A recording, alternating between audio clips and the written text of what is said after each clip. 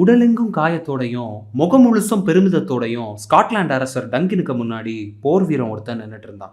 அவன் எல்லையில நார்வே நாட்டோட நடந்த போர்ல அவங்க நாடு வெற்றி அடைஞ்சதையும் அதுல வீரமாவும் உக்கிரமாவும் போர் புரிஞ்ச தளபதிகள் மேக்பெத் மற்றும் பேங்கோவை பத்தியும் சொல்லிட்டு இருந்தான்.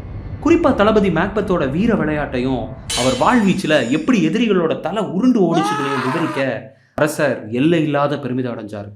இந்த சம்பவத்தை அங்க இருந்தவங்க யாருக்கும் தெரியாத விதத்துல இன்னும் 3 ஜோடி கண்கள் பார்த்துட்டு இருந்துச்சு. அந்த கண்கள் எதிர்காலத்தை துல்லியமா கணிக்கக்கூடிய சூனியக்காரிங்களோட கண்கள். இதே நேரத்துல மேக்பெத்தும் பேங்கோவும் படைகளை பின்னால வர சொல்லிட்டு 2 குதிரையில தனியா தலைநகரை நோக்கி வேகமா வந்துட்டு இருந்தாங்க. வர்ற வழியில ஒரு அடர்ந்த காடு. திடீர்னு அவங்க முன்னாடி ஏதோ உருவங்கள் நின்றுட்டு இருக்கிறத கவனிச்சவங்க பக்கத்துல போய் பார்த்தா அங்க சுருங்கின தோலோடையும் நீளமான தாடியோடையும் 3 கிழவிங்க எதையோ பத்தி விவாதிச்சுட்டு இருந்தத பார்த்தாங்க. மேக்பெத்தும் பேங்கோவும் அவங்கள பார்த்து நீங்க யாருன்னு சந்தேகத்தோட கேட்க அவங்க நாங்க நாளைக்கு நடக்க போறதெல்லாம் இன்னைக்கே சொல்லும் திறன் படைச்சவங்க என்னும் இப்போ மேக்பெத்தோட எதிர்காலத்தை பத்தி தான் பேசிட்டு இருந்தோன்னு பதிலளிச்சாங்க. அதுக்கு ஏன் எதிர்காலத்தை பத்தி நீங்க ஏன் பேசணும்னு மேக்பெத் கேட்க உங்க எதிர்காலம் தான் இந்த நாட்டோட எதிர்காலம்னு பதிலளிச்சா இன்னொரு சூனியக்காரி. இந்த பதில் அந்த 2 தளபதிகளுக்கும் இன்னும் குழப்பத்தை ஏற்படுத்தவே மேக்பெத்தோட எதிர்காலத்தை பத்தி உரைக்க தொடங்கினாங்க.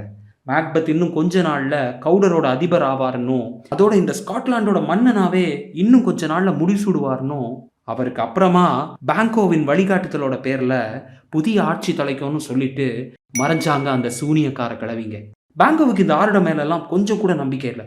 ஆனா இது மேக்பெத்தோட மனசுல ஆசத்திய மூட்டி விட்டுச்சு. மிச்சம் இருந்த பயணம் முழுசும் அவன் இந்த ஆருடத்தை பத்தி யோசிச்சுக்கிட்டே நாட்டுக்கு வந்து சேர்ந்தான். வெற்றியோட வந்த தளபதிகளுக்கு ஊர் முழுக்க வரவேற்பு. ரொம்ப சந்தோஷத்தோட இருந்த அரசர் போர்ல இறந்த கவுடர் பகுதியின் அதிபதிக்கு அஞ்சலி செலுத்திட்டு அங்க அதிபதியா இனிமேல் மேக்பெத் செயல்படுவார்னு அறிவிச்சாரு. என்னடா இது, சூனியக்காரிங்களோட ஆருடத்துல ஒண்ணு இவ்வளவு சீக்கிரத்துல நிறைவேறினதை கொஞ்சமும் எதிர்பார்க்காத மேக்பெத் மனசுல அடுத்த அரசன் நான் தாங்கிற எண்ணம் சூறாவளியா வீச ஆரம்பிச்சது. அடுத்த மன்னன் நான் தாங்கிற எண்ணம் பலமா இருந்தாலும் அரசர் டங்கினும் அரசர்கள் மேல்கம் டொனால்பன் இருக்கும்போது அது எப்படி சாத்தியமாகுங்கிற குழப்பத்தோட வீடு போய் சேர்ந்தாரு. அங்க லேடி மேக்பெத் கவுடர் பகுதியோட புதிய அதிபதியான தன் கணவரை வரவேற்க ஆடம்பரமான விழாவிற்கு ஏற்பாடு செஞ்சிருந்தா. விழால தன் கணவன் குழப்பத்தோட இருக்கிறத கவனிச்சவ அவனை தனிமையில கூப்பிட்டு என்னன்னு விசாரிக்க நடந்தது எல்லாத்தையும் சொன்னான் மேக்பெத். மனசுல நினைக்கிறதெல்லாம் எப்படியாவது நிறைவேற்ற திறன் படைச்ச லேடி மேக்பெத் தன் கணவன் உறுதியா இந்த நாட்டோட அரசன் ஆவான்ங்கிறத முழுசா நம்பினதோட அரசியாவே கற்பனை செய்ய ஆரம்பிச்சா. ரொம்ப அரிதான வாய்ப்பு அவங்களுக்கு கிடைச்சிருக்குன்னும் நாமளும் அதை அடங்கி என்ன சூழ்ச்சி வேணாம் செய்யலான்னும் எந்த ஒரு அரசியல் மாற்றமும் சூழ்ச்சி இல்லாம உருவானதே இல்லைன்னும் என்னென்னமோ பேசி அவளோட கொடூரமான திட்டத்துக்கு மேக்பெத்தை உடன்பட வச்சா. அந்த திட்டம் என்னன்னா கவுடர் பகுதியோட அதிபரா மேக்பெத் பதவி ஏற்கிற விழால கலந்துக்கிற அரசரை மேக்பெத்தோட விடுதியிலேயே வச்சு கொல்றது தான். மேக்பெத்தோட பதவியேற்பு விழால கலந்துக்கிறதுக்கு மன்னருக்கு அழைப்பு விடப்படுது. மன்னரும் மேக்பெத்தோட விடுதிக்கு வர்றாரு. மிக ஆரவாரமா அரசர் டங்கினையும் அவரோட மெய்காவலர்களையும் வரவேற்ற மேக்பெத் தம்பதியினர் அவங்க குடிக்கிற மதுவில் மயக்க மருந்த கலக்கி தூங்க வைக்கிறாங்க. அரசனை தூக்கத்திலே ஒரு கூரிய வாளால வெட்டி கொண்ட மேக்பெத் மயக்கம் கலைஞ்சி எழும்பின காவலாளிகளை மன்னரை பாதுகாக்க தவறிட்டாங்கங்கிற குற்றத்துக்காக அவங்களையும் கொன்னான். அரசர் கொல்லப்பட்ட செய்தியை கேட்ட இளவரசர்கள் மேல்கமும் டோனாலும் அந்த நாட்டை விட்டு தப்பி ஓடி இங்கிலாந்து அப்புறம் அயர்லாந்துல தஞ்சடைறாங்க. எதிர்ப்பே இல்லாத நிலையில மேக்பெத் ஸ்காட்லாந்து நகரத்தோட அரசனா முடிசூடுறான்.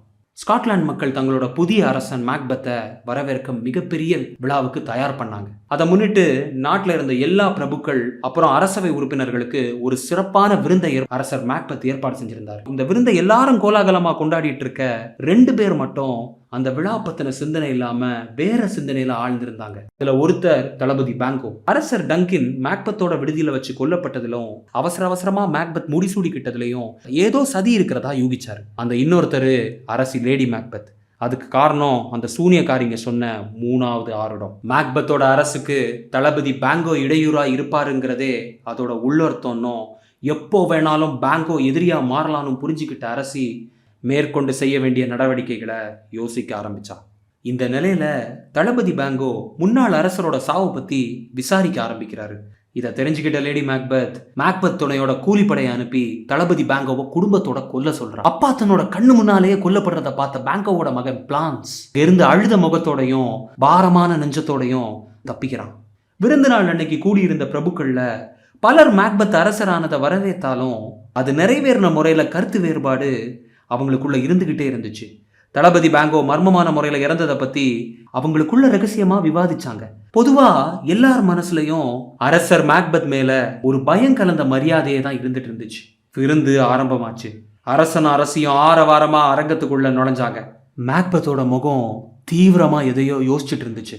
தளபதி பேங்கோவோட மரணத்துல நாம அவசரப்பட்டுட்டோமோங்கிற எண்ணம் அவன் மனசு அரிச்சுக்கிட்டே இருந்துச்சு. அந்த குற்ற உணர்ச்சியாலேயே யார்ட்டையும் அதிகம் பேசாதவன் மதுகோப்பைய காலி செய்ய தொடங்கினான். போதையில அங்கேயும் இங்கேயும் சுத்தி பார்த்த அவனோட கண்ணு எதிரில் உட்கார்ந்திருந்த அடையாளம் தெரியாத உருவத்தை பார்த்து உறைஞ்சு போய் நின்னுச்சு. நல்ல கண்ணை கசக்கி உத்து பார்த்தா அது பேங்கோ. பேங்கோவோட மரணம் காலையில உறுதி செய்யப்பட்ட நிலையில இது நிச்சயம் அவனோட ஆவியா தான் இருக்கணும்னு யூகிச்சான். இந்த காட்சி அவன் மனசுல பெரிய கலக்கத்தை ஏற்படுத்தவே சமாதானப்படுத்துற நோக்கத்துல ஆவி கிட்ட பேச ஆரம்பிச்சான். விருந்துல பங்கெடுத்திருந்த ராஜ குடும்பத்தினர்கள் கிட்டையும் பிரபுக்கள் கிட்டையும் இந்த நிகழ்வு அரசன் ஒரு பெரிய குடிகாரன் மற்றும் பைத்தியக்காரன் அப்படியான ஒரு பிம்பத்தை அவங்க முன்னாடி முன்னிறுத்துச்சு. சரியான தூக்கம் இல்லாததால தான் அரசன் இப்படி நடந்துக்கிறான்னு அரசி சொன்ன சமாதானத்தை அங்க இருந்த யாருமே நம்பல.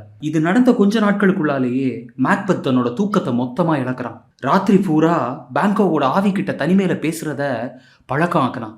ஸ்காட்லாண்டோட அரசனான அந்த மாபெரும் வீரன் மேக்பத் தன்னோட மனசாட்சியோட நடந்த போர்ல கொஞ்சம் கொஞ்சமா தோத்துட்டு வந்தான்.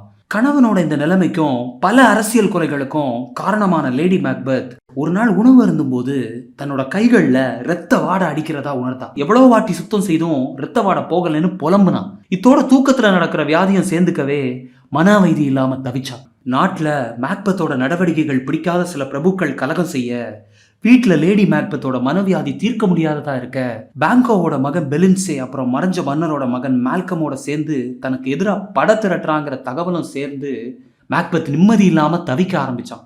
தன்னோட மன அமைதியையும் தைரியத்தையும் முழுசா இழந்த மேக்பத் திரும்பவும் தன்னோட எதிர்காலத்தை பத்தி தெரிஞ்சுக்க மறுபடியும் அந்த சூனியக்காரிகளை சந்திச்சான். அவங்களும் அரசனோட வேண்டுகோளுக்கு இணங்க இன்னொரு 3 ஆருடங்களை சொன்னாங்க. அது என்னன்னா, அரசனுக்கு இயற்கையா பெண்ணோட பிரசவத்துல பிறந்த யாராலும் மரணம் ஏற்படாதுன்னு, மேலும் பிர்னாம் காடுகள் கூட்டமா இடம்பெயர்ந்து வரும்போதுதான் அவனுக்கு மரணம் சம்பவிக்கும்னு, அதுக்கு காரணமா மக்டஃப்னு ஒருத்தன் இருப்பான்னு ஆருடம் சொன்னாங்க.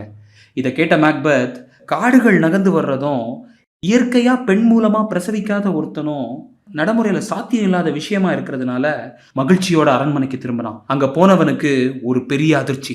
தன் கைகள்ல இருந்து வர்ற இரத்த வாடையை சகிக்க முடியாத அரசி லேடி மேக்பத் தற்கொலை செஞ்சிட்டாங்கிற செய்தி அவனை இடிய விட கோரமா தாக்கிச்சு. இந்த நிலையில இங்கிலாந்துல இளவரசர் மால்கம் தளபதியோ பேங்கோவோட மகன் பலின்சேவோட சேர்ந்து அவனுக்கு எதிராக பட திரட்டுற செய்தியும் வந்து சேர்ந்துச்சு. அதுக்கு ஆதரவா இங்க இருக்கிற பிரபு ஒருத்தரும் அரசனோட எதிர்ப்பாளர்களை ஒன்னு திரட்டுறான்னு கேள்விப்பட்டு ரொம்பவே ஆத்திரம் அடைஞ்ச மேக்பத் ராஜ துரோகத்துல ஈடுபட்ட அந்த பிரபுவை குடும்பத்தோட கொல்றதுக்கான ஆணையை பிறப்பிக்கிறான். அரச ஆணை நிறைவேறப்படுது. ஆணையை நிறைவேற்றின வீரர்கள் அவர்கிட்ட வந்து, அரசே, அவரோட குடும்பத்தை கொண்டுட்டோம், ஆனா மக்டப் பிரபு தப்பிச்சு போயிட்டாரு அப்படின்னு சொன்னாங்க. மக்டப்புங்கிற அந்த பேரை கேட்டதும் மேக்பத்தோட முகம் ஏன் அப்படி மாறுச்சுன்னு புரியாம அவங்க ஒருத்தரை பார்த்துக்கிட்டாங்க. அங்கிருந்து தப்பி போன மக்டூப் பிரபு நாட்டோட எல்லையில படை திரட்டும் இளவரசர் மால்கமோட சேர்ந்து தன் குடும்பத்தை கொண்ட மேக்பத்தை அவனோட கைகளாலே கொல்லணும்னு சூளுரைக்கிறான். இங்கிலாந்து நாட்டோட படைகள் இளவரசர் மால்கமின் ஆணைக்கிணங்க தளபதிகள் மக்டூப் மற்றும் பலின்சே தலைமையில ஸ்காட்லாண்டை நோக்கி போருக்கு விரைஞ்சுது. இதை கேள்விப்பட்ட மேக்பத் மாபெரும் படையோட அவங்கள எல்லையில எதிர்கொள்ள நடவடிக்கைகளை எடுத்தான்.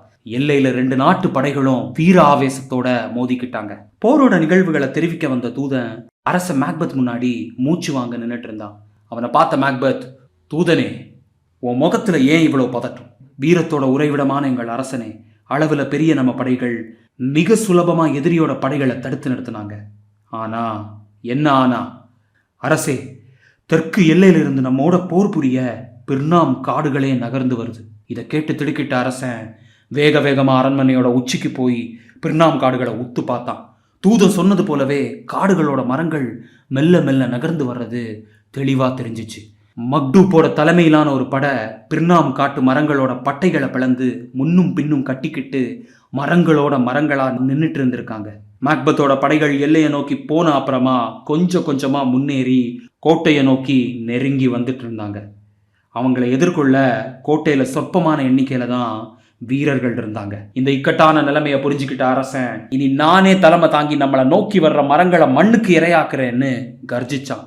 இயற்கையா பிறக்காத எவன் ஒருத்தனாலையும் தன்னை வெல்ல முடியாதுங்கிறதுனால தான் உயிரோட இருக்கிறது வர எதிரிகளோட தந்திரங்கள் வெல்லாதுன்னு உறுதியா நம்பினான். எண்ணற்ற போர்கள்ல தன்னோட வீரத்தால எதிரிகளை நிலக்கொலை செய்த அந்த மாவீரன் மேக்பெத் இன்னைக்கு ஆருடத்தோட தயவால நாம வெல்லுவோங்கிற நினைப்போட போர் புரிய போனான். அரசனோட தலைமையில கோட்டை காவல் படையும் மக்டூப்பின் தலைமையிலான படையும் மிக கடுமையா போர் புரிஞ்சாங்க. போர்க்களத்துல அரசன் மேக்பெத்தும் மக்டூப்பும் எதிரெதிரே சந்திச்சுக்கிட்டாங்க. மேக்பெத்தோட வீரத்துக்கு முன்னாடி மக்டூப்போட வீரம் நிகர் இல்லாததா இருந்துச்சு. அரசன் மேக்பெத் மக்டூப்பை பார்த்து, வீரனே, உனக்கு இறுதியா ஒரு எச்சரிக்கை தர்றேன்.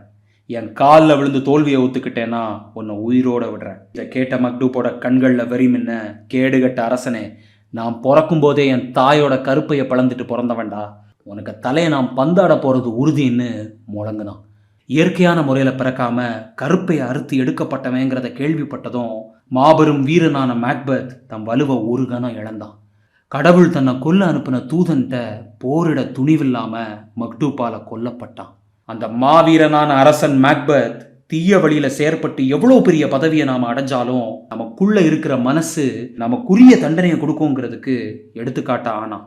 வெற்றி இளவரசனா பவனி வந்த வருங்கால ஸ்காட்லாந்து அரசன் மால்கமுக்கு பரிசா மேக்பெத்தோட வெட்டப்பட்ட தலையை வழங்கினான் மக்டூப். அதற்கு பாராட்டா அவனுக்கு தளபதி பதவி வழங்கப்பட்டது. மால்கமின் அரசாட்சி தளபதிகள் மக்டூப் மற்றும் பலின்சே தலைமையில நெடுங்காலம் நடந்துச்சு.